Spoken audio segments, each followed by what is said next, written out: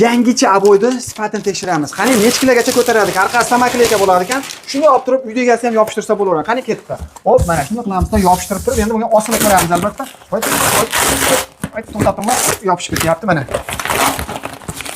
Ko'taradi bemalol aka. Ko'ryapsizlar, kimga shunaqangi zo'r aboylar kerak bo'ladigan bo'lsa, bemalol mana bunday turmushda shu narsalar ham bo'ladi.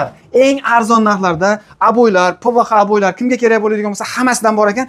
Aka, bu aboylarimiz nima deb nomlanadi? Bular samakilashni aboy deyiladi aka. Ha, razmeri. Razmeri 120 ga 3 metr bo'ladi. Narxi? Narxi 90 ming so'm. 90 ming so'm. Bir 50 xildan oldin rasvetkasi bor ekan, aka. Xo'sh, hozirgi yopishtirgan aboylarimiz-chi bularimiz? Bular donasi 15 ming so'mdan chiqadi aka. Nechiga nechi? 60 ga 60, 70 ga 70 bo'ladi. 70 ga 70. Ya'ni hozirgi odam ko'targan aboyimiz mana shu bo'ladi. Yana bitta odam ko'taradigan aboyimiz bunimiz nechiga nechi aka? 70 ga 7 metr bo'ladi. 7 metr. Buni ham bir 20 xildan ortiq abrazislari bor ekan.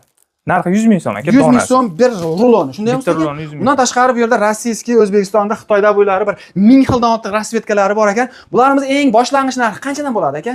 110 ming so'mdan boshlanadi. Ya'ni bitta ruloni 110 ming so'mdan boshlanadi. Kimga kerak bo'ladigan bo'lsa, manzilimiz Farg'ona viloyati, Bog'dod tumani, Maksidobdan bo'lyapti. Pastdagi nomerlarga aloqaga chiqaverasizlar.